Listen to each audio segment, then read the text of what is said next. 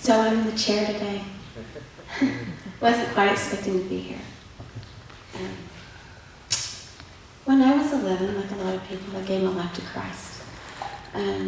My dad was a Church of Christ minister, and he baptized me, and I remember feeling the greatest peace when I came up out of that water. And that's what I was determined to do. I was going to live for the Lord. And at the early age of 10 and 11, I would spend hours in my room writing songs, and I'd already learned how to play the guitar, and I would play at prayer groups. And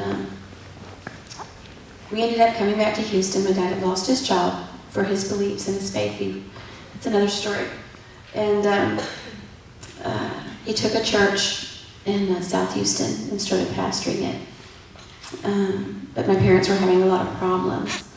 And during the time I was a senior, actually right after I graduated from school, I met my future husband, and we dated about 2.5 years and got married. And we had our issues with our firstborn child was very sick, and it was a lot of pressure because we were 21 years old with this baby, and one thing led to another. It ended up, being a very stressing relationship. He quit his job, and my parents called one day while my husband, we were struggling. My one daughter was sick. He was out of work, and my dad said, "Your mom and I are divorcing."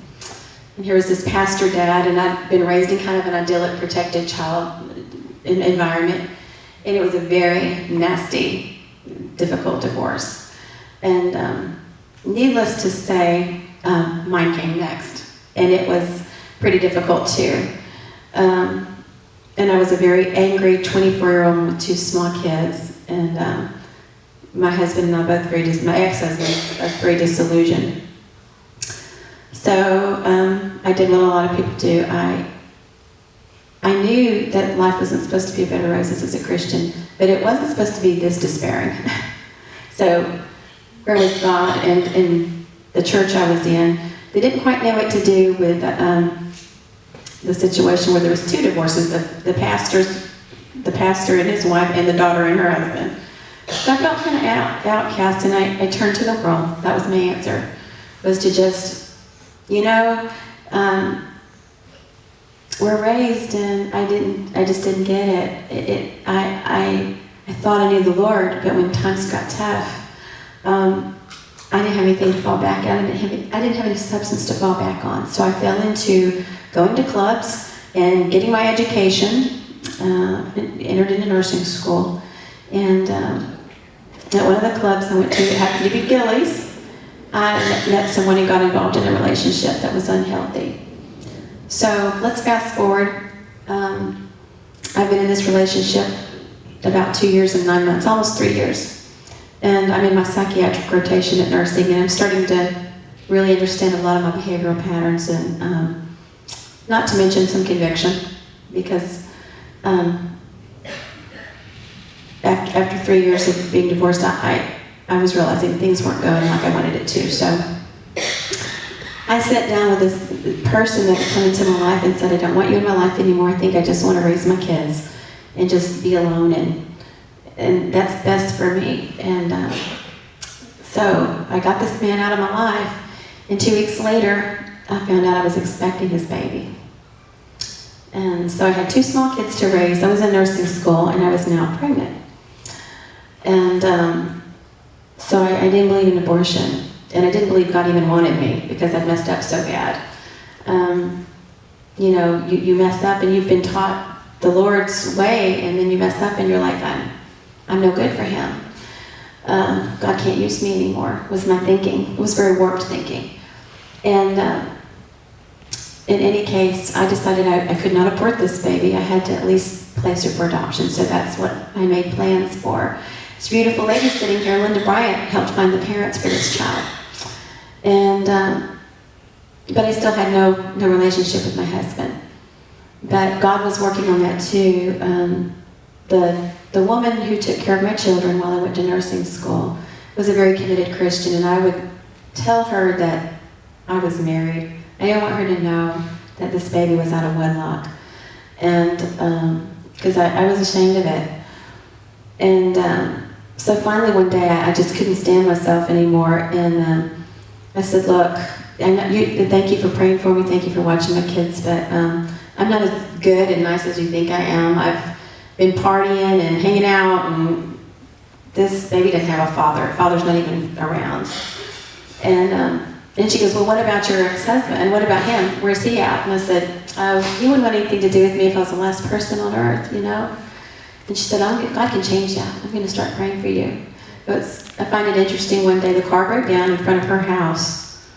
And, of course, my ex-husband came and he fixed my tire on my car. And for some reason, I said, thank you so much for loving me. And he said, I don't love you.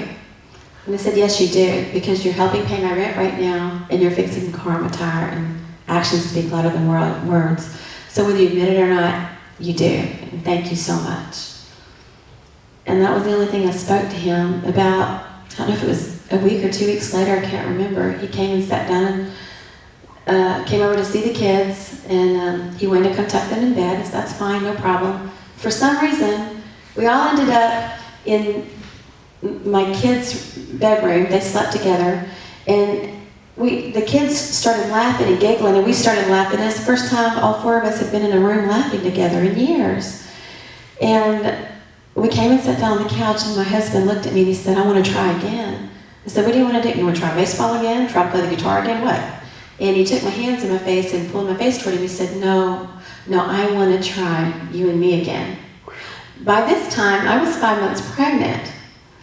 And I was just amazed. And I said, are you sure? And he said, no one's going to love my children like you and I.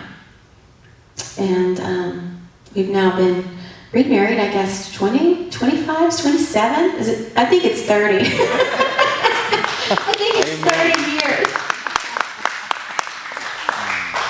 But the change point came in my life. The Lord had restored my marriage, but I still didn't feel worthy. I didn't deserve God. I'd messed up too much.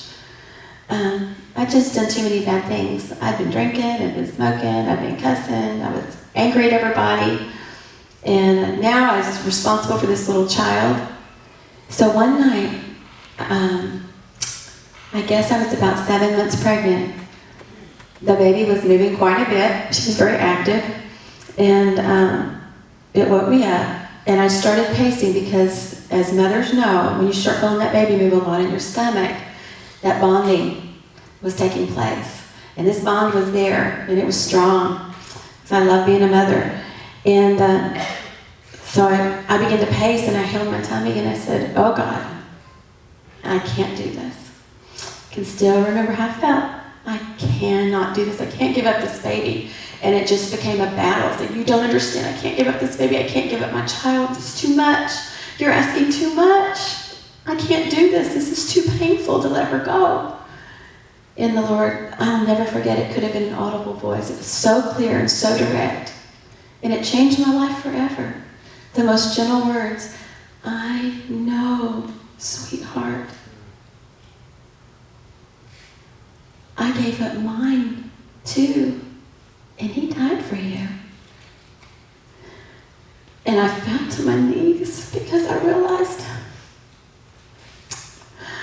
how arrogant I'd been to think that God, who's an all-consuming fire, couldn't take my little bit of mess.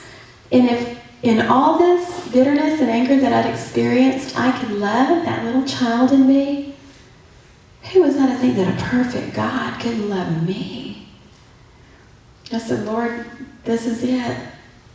I'm going to mess up a lot. I know I am, because I'm a human being, and I'm going to screw up every day for the rest of my life.